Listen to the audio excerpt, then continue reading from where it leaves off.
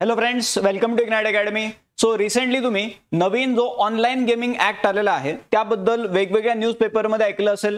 So आजच्या आपल्या या करंट कनेक्टच्या सेशनमध्ये आपल्याला त्याच ऍक्ट बद्दल काही बेसिक माहिती बघायची आहे, जी आपल्याला एक तर डे टू डे लाईफ मध्ये म्हणा, परीक्षांच्या प्रिपरेशनसाठी म्हणा, दोन्ही अँगलनी खूप जास्त महत्त्वाची राहणार आहे. सो आपण सुरू करू. करंट कनेक्टचं आपलं हे सेशन आहे आणि यामध्ये मी मंगेश कुलकर्णी आपलं स्वागत करतो. सो नेमका विषय काय आहे, हा पहिला जो भाग आहे किंवा आजच आपण म्हटलं किंवा द हिंदू न्यूजपेपरमध्ये याबद्दल डिटेलमध्ये चर्चा झालेली आहे किंवा नवीन जो ऑनलाईन गेमिंग ऍक्ट आहे याचे नेमके फीचर्स काय काय आहेत, मग त्यानंतर नेमकं कोणत्या प्रकारच्या गेम्स बद्दल हे इथे बोललं जात आहे, त्यानंतर याचे काय काय इम्प्लिकेशन्स राहत आहेत, का बरं असं केलं गेलेलं आहे, या सगळ्या गोष्टींची चर्चा आपल्याला आजच्या या सेशन मध्ये करायची. So without any delay let start with this. Naveen online gaming act आहे आणि यामुळे तुमचं जे IPL आहे यामध्ये या आता येणारं जे IPL असणार आहे किंवा येणारे कोणतेही क्रिकेट मॅचेस असणार आहेत त्यामध्ये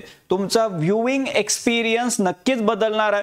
ज्यांना त्याच ऍड बघून खूप जास्त बोर झाले असेल तुम्ही, सो त्या केसमध्ये तुमचा व्ह्यूइंग एक्सपिरियन्स नक्कीच थोडाफार बदलताना तुम्हाला या निर्णयामुळे दिसणार आहे. ठीक आहे. सो नवीन ऑनलाईन गेमिंग ऍक्ट आहे. 3 दिवस 20 ऑगस्ट, 21 आणि 22 3 दिवसामध्ये पूर्णपणे हा ऍक्ट जो आहे तो पास झालेला आहे. 20 ऑगस्टला लोकसभेने हा जो कायदा आहे हा पास केला. मग याचं प्रॉपर नाव काय आहे तर promotion and regulation of online gaming bill 2025 आणि 7 मिनिटं चर्चा झाली आणि पास झाला तो कायदा. त्यानंतर राज्यसभेमध्ये दुसऱ्या दिवशी म्हणजे 21 ऑगस्टला हा कायदा पास झाला आणि त्यानंतर 22 ऑगस्टला राष्ट्रपतींची स्वाक्षरी झाली आणि हे जे बिल आपण जे म्हणतोय बिलचं झालं ऍक्ट. ठीक आहे. सो ही पूर्ण प्रोसेस होती आणि त्याद्वारे हे पूर्ण झालेलं आहे. आता हे असं का केलं गेलं तर सुरुवातीला गव्हर्नमेंटचा एक डेटा त्यांनी दिलेला होता किंवा भारतामध्ये लोक जे आहेत ते 15,000 करोड, ठीक आहे, 15,000 करोड पर इयर एवढा पैसा भारतातल्या लोकांचा जातोय, लूज होतोय बिकॉज ऑफ दी RMG. म्हणजे काही आपण म्हणलं किंवा पैसे टाकले जातात आणि पैसे टाकून मग ते एकतर काय होते किंवा 15 रुपये टाकायचे आणि एकतर मिळतच नाही पैसे, नाहीतर जे मिळतात ते 15 रुपये टाकल्याने 1 रुपया आला, अशा प्रकारच्या गोष्टी होऊ शकतात.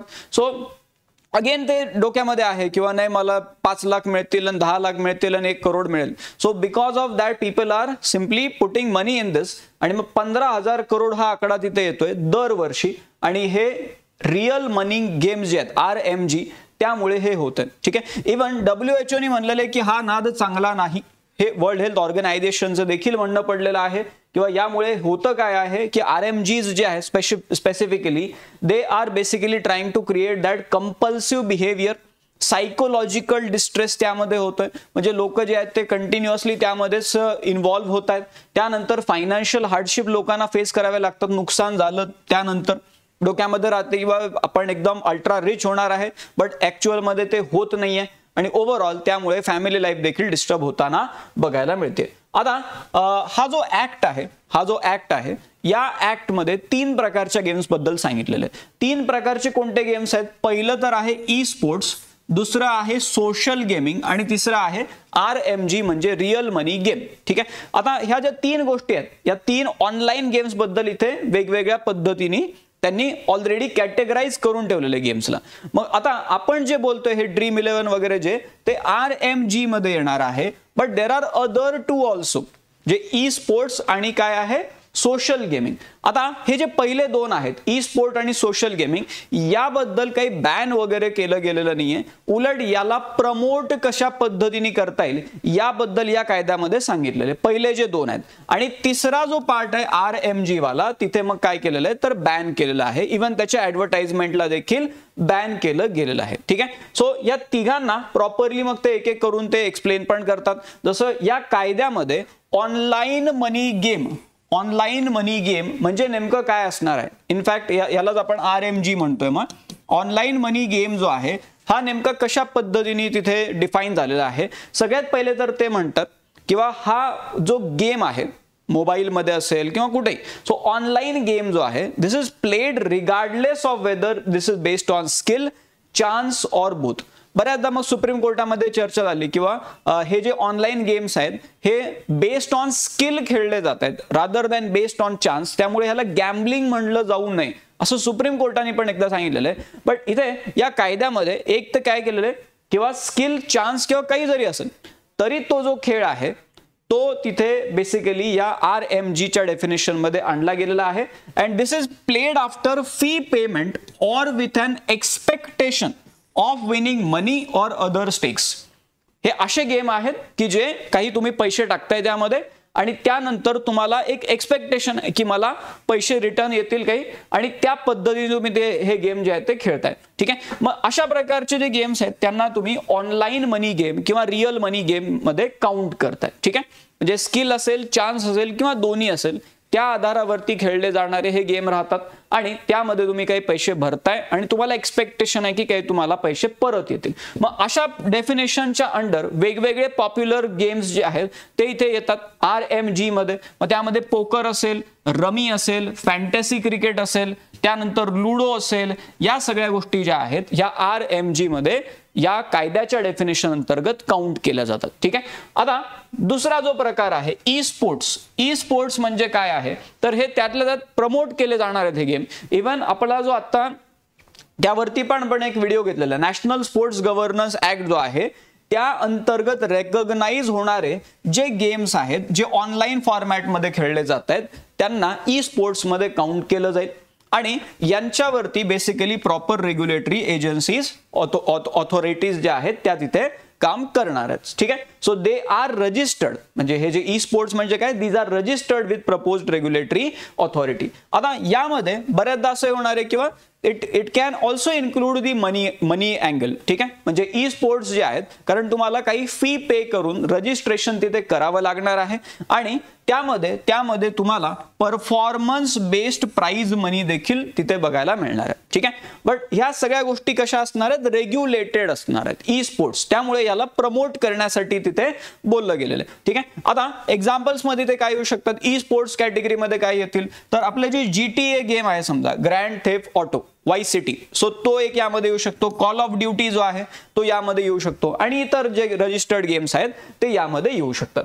आता तिसरा जो पार्ट आहे, पहिला आपण रिअल मनी गेमिंग बद्दल बोललो, दुसरा आपण बोललो ई स्पोर्ट्स बद्दल, तिसरा जो पार्ट यामध्ये त्यांनी सांगितलेला आहे तो आहे social gaming, online social gaming. पण याला प्रॉपरली तिथे डिफाईन केलं गेलेलं नाहीये. फक्त इथे काय म्हणलेलं आहे की हे जे ऑनलाईन सोशल गेमिंग जो आहे this is basically operated as a software through the use of internet, की एक सॉफ्टवेअर असेल गेमिंग सॉफ्टवेअर त्याद्वारे हे चालवलं जाईल. आणि हे कोणते गेम्स आहेत तर इन जनरल फक्त सांगून ठेवलेलं आहे की जे ग्रुपमध्ये खेळले जात आहेत इन इलेक्ट्रॉनिक और डिजिटल डिव्हाइस. ठीक आहे, बस तेवढं तिथे सांगितलेलं आहे. आता यामध्ये मग तीन जे आपण कॅटेगरी बोललो तीन पैकी दोन तर काही प्रॉब्लेमच नाही आणि तिसरा जो आहे RMG वाला त्याबद्दल मग हे सगळं बॅन वगैरे आलेलं आहे. मग नेमकं या कायद्यामध्ये काय काय सांगितलेलं आहे, what are the features of this act. पहिले तर जे लोक अशा प्रकारचे गेम चालवत आहेत, जे लोक अशा प्रकारचे गेम बनवत आहेत त्या लोकांना तिथे सरळ सरळ फाईन आहे. ठीक आहे, म्हणजे offering online money game or engaging in transaction or authorization of funds for the same will be punishable with imprisonment of up to 3 years.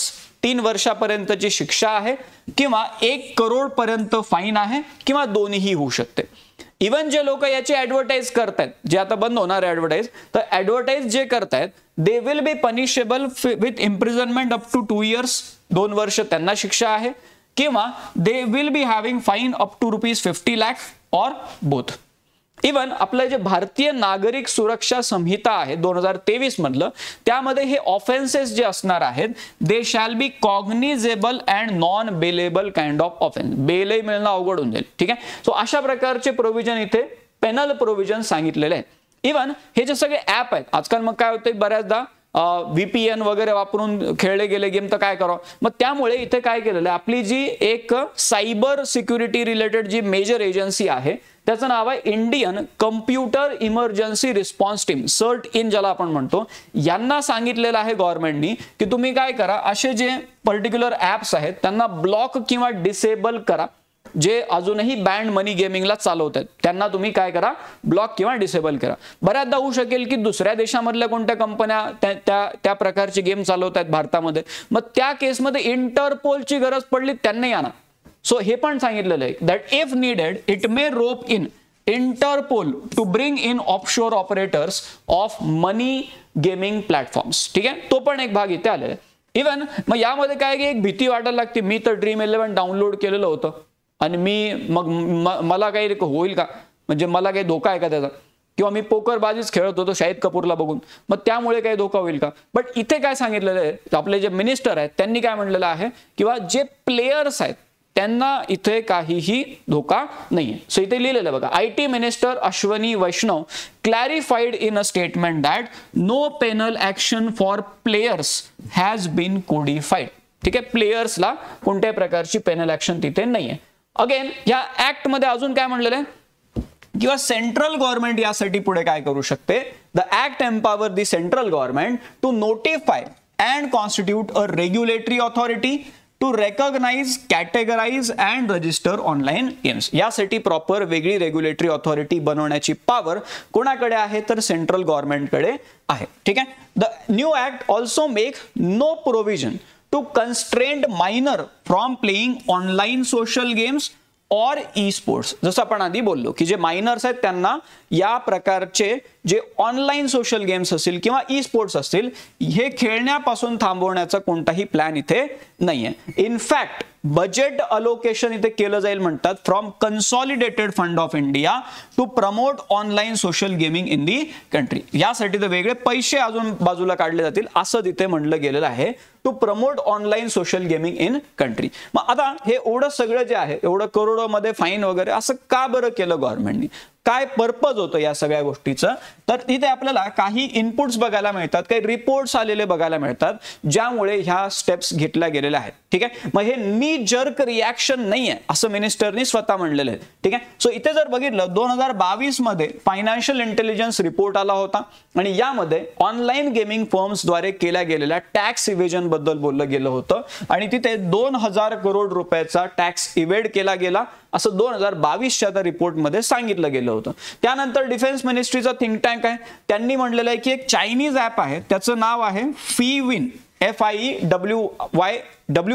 FIWIN नावाचं ऍप आहे आणि या ऍपद्वारे इंडियन युजर्स सोबत फ्रॉड झालेला आहे 400 करोड रुपयाचा.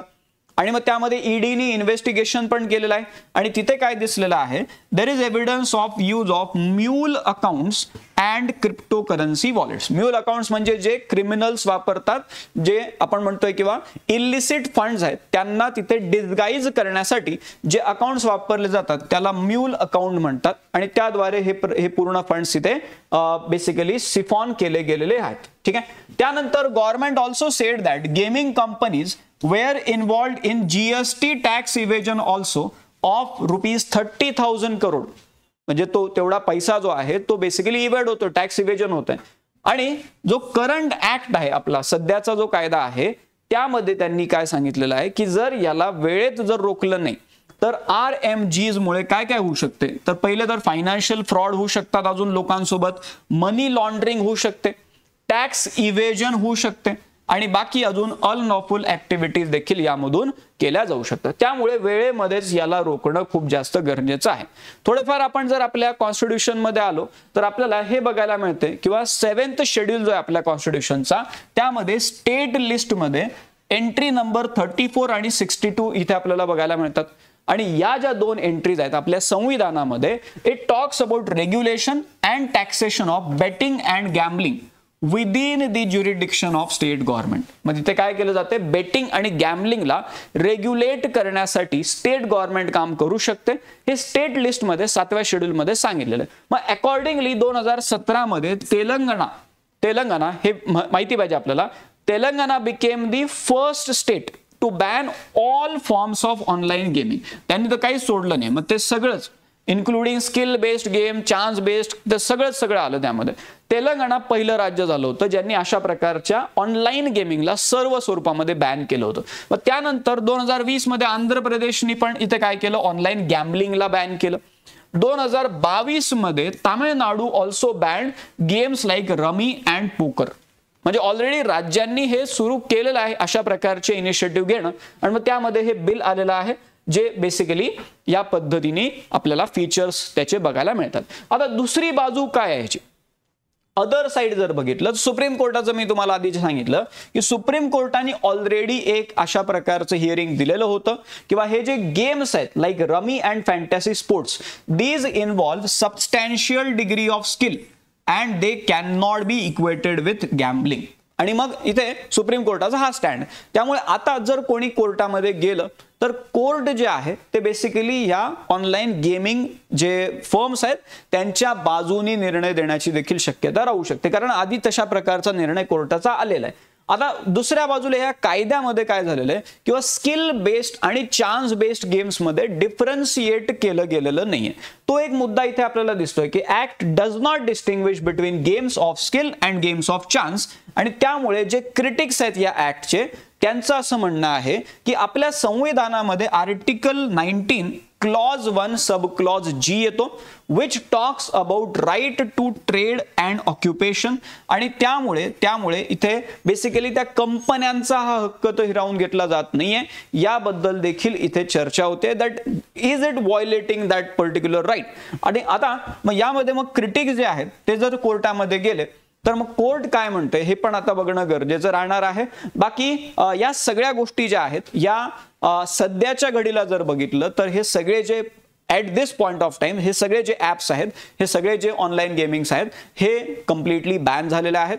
आणि त्यांचं पुन्हा आता जर आपण बघितलं याचे रिपरकशन्स आता दिसायला लागलेले आहेत किंवा Dream11 end association with BCCI and team to get new sponsor नाव. ठीक आहे, आता एशिया कप मध्ये नवीन स्पॉन्सरचे टी शर्ट आपल्याला बघायला मिळतील. आणि मग असं का बरं केलं गेलेलं आहे तर ते पुन्हा जे ऑनलाईन गेमिंग बिल जे आलेलं होतं त्यामुळे पूर्णपणे रिअल मनी गेमिंग सिस्टीमला एंड केला गेलेला आहे. आणि मग त्यामुळे काही लॉजिक बनत नाही आहे Dream11नी इथे स्पॉन्सर करण्याचं. ठीक आहे, सो हे सगळे रिपरकशन्स आपल्याला इथे दिसत आहेत आणि अल्टिमेटली यामधून आता पुढे काय होते ते बघणं गरजेचं आहे. सो अशा पद्धतीने हा कायदा आहे बघा, आणि व्यवस्थितपणे तुम्हाला याच्या बेसिक गोष्टी माहिती असल्या पाहिजे. आणि जर कुठे असं काही तुम्हाला लिंक वगैरे आली Dream11 वरती जर तुम्हाला काही खेळायचं आहे ते हे लिंकवर क्लिक करा, तर कोणत्याही प्रकारच्या लिंकला क्लिक करू नका. At this point of time something like this is completely band in India. ठीक आहे, सो इन दी एंड आपले इग्नाइट अकॅडमीचे काही अजून पण कोर्सेस आपण चालवतो त्याबद्दलही थोडक्यामध्ये तुम्हाला माहिती सांगून देतो. आपले शिक्षक भरतीचे कोर्सेस चालतात. अगेन तुमच्या कॉन्टॅक्टमध्ये बरेचसे लोक राहणार आहेत जे या प्रकारच्या परीक्षांची तयारी करत असतील, त्यांच्यासाठी तुम्ही हे कोर्सेस त्यांना रिकमेंड करू शकता. सरळ सेवा भरती, इंजिनिअरिंग बेस्ड परीक्षा असतील, पोलीस भरती, महानगरपालिका भरती, तलाठी भरती आहे, महिला बालविकास आहे. रिसेंटली आपण MBA इग्नाइट MBA नावाचं वेगळा प्लॅटफॉर्म आहे आपला, तिथे पण आपण काम करतोय. बँकिंग इन्शुरन्स आहे, नवोदय परीक्षा आहेत, लॉ एक्झाम्स आहेत. या वेगवेगळ्या परीक्षांची तयारी आपल्या या इग्नाइट अकॅडमीच्या ऑनलाईन प्लॅटफॉर्मवरती आपण करून घेतो. त्यामुळे तुमच्या कॉन्टॅक्टमध्ये जे लोक आहेत त्यांना याबद्दल नक्की माहिती द्या. आपलं हे टेलिग्राम चॅनल आहे, हे पण तुम्ही जॉईन करून ठेवून द्या. त्या पण वेगवेगळ्या अपडेट जे आहेत त्यावरती आपण शेअर करत राहतो. या व्हिडिओच्या डिस्क्रिप्शन मध्ये जी लिंक दिलेली आहे बघा, तिथून तुम्ही ते चॅनल जॉईन करू शकता. आणि तिथेच खाली इंस्टाग्रामची पण लिंक असणार आहे, तिथून तुम्ही इंस्टाग्राम देखील जॉईन करून घ्या. इथे YouTube चॅनल ऑलरेडी सबस्क्राईब केलं असेल, तुम्ही नसेल केलं तर करून घ्या. बेल आयकॉन दाबून ठेवून द्या.